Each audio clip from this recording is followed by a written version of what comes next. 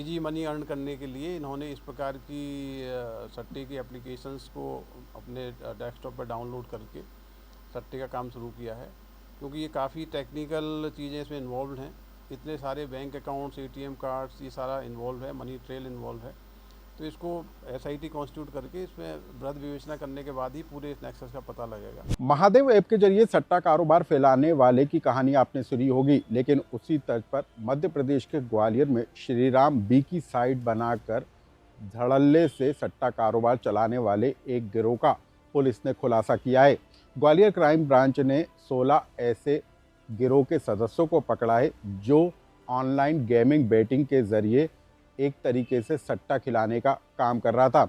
लेकिन कैसे ये पूरा मामले का खुलासा हुआ और एक दतिया का जो मुख्य आरोपी है अमन शर्मा, वो कैसे एक कॉफ़ी शॉप से सट्टा कारोबार तक पहुंच गया और हर दिन लाखों करोड़ों रुपए कमाने लगा, इसकी कहानी आप विस्तार से समझ लीजिए।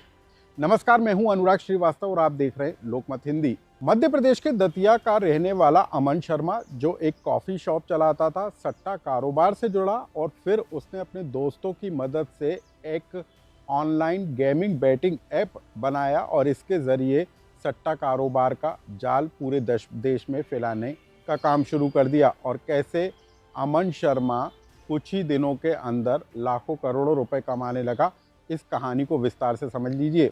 दरअसल महादेव ऐप की तर्ज पर ही अमन शर्मा ने एक श्रीराम साइट बी ऐप बनाया और इसके ज़रिए अलग अलग साइट्स बनाकर 500 से ज़्यादा साइट्स बनाकर लोगों को जोड़ने का काम शुरू कर दिया। और जो लोग ऑनलाइन बैटिंग गेमिंग बैटिंग के ज़रिए पैसा देते थे, उनको जोड़ने का काम जो है अमन शर्मा ने गिरोह के ज़रिए करने का काम किया। ग्वालियर क्राइम ब्रांच ने इसी गिरोह का भंडाफोड़ किया है, जो कि ग्वालियर के 2 अलग अलग फ्लैट्स में इसी तरह से ऑनलाइन कारोबार चलाने का काम कर रहा था। लेकिन किस तरीके से अमन शर्मा ने ये पूरा कारोबार खड़ा किया और कैसे मोबाइल ऐप के ज़रिए लोगों को सट्टा कारोबार से जोड़ने का काम किया गया, इस कहानी को भी विस्तार से समझ लीजिए।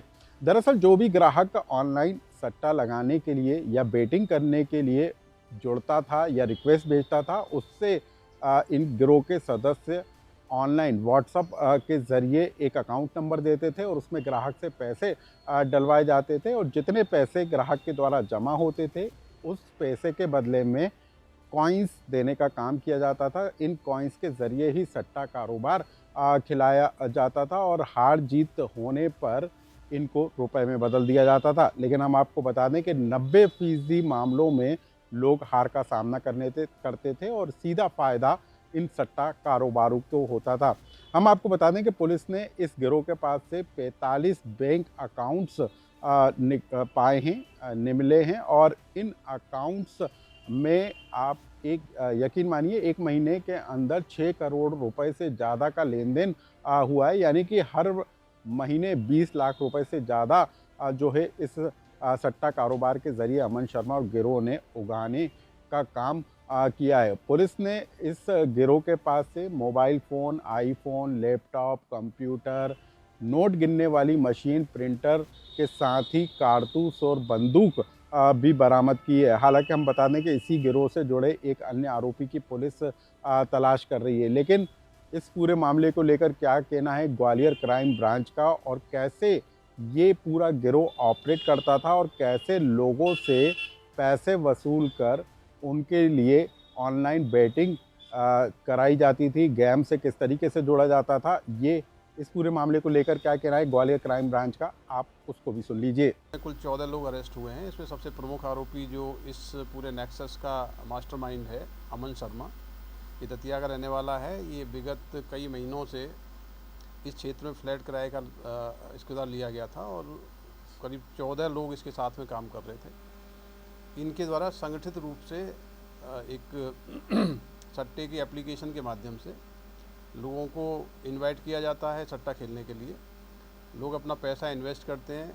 पैसा इन्वेस्ट करने के बाद उनको जो डिजिटल जो कॉइन्स दिए जाते हैं, उन कॉइन्स का उपयोग करके इस प्रकार का सट्टे का नेक्सस संचालित किया जाता है। तो सर किस नाम से वेबसाइट ये चलाई जा रही थी? देखिए, ये सारी अभी सीजर्स हुए हैं। ये एक प्लेटफॉर्म है, उस प्लेटफॉर्म पे ये लिंक प्रोवाइड करते हैं। जनरली इस प्रकार की जो गेमिंग एप्लीकेशंस हैं ये सोशल मीडिया प्लेटफॉर्म पे सर्च करने पे मिल जाती हैं। उसमें लिंक प्रोवाइड करते हैं, लिंक के माध्यम से इन्वेस्ट कराते हैं और ये ऑनलाइन गेमिंग के माध्यम से ही ये इस प्रकार का फ्रॉड करते हैं। तो इसमें क्योंकि मौके से बड़ी संख्या में मोबाइल फ़ोन, लैपटॉप, दर्जनों से ज़्यादा संख्या में पासबुक, चेकबुक, एटीएम कार्ड बरामद हुए हैं। तो इसमें बैंकिंग सिस्टम का भी मिसयूज़ किया गया है, उसकी भी जांच की जाएगी। अभी प्राइमरीली ये जो आरोपी 14 पकड़े गए हैं, ये आरोपी इस संगठित रैकेट का संचालन कर रहे थे। इन्होंने किस प्रकार से पूरे पैसे का ट्रांजैक्शंस किया है, कितने लोग इन्वॉल्व थे, क्या मनी ट्रेल है, इसकी मैंने एक एसआईटी कॉन्स्टिट्यूट की है।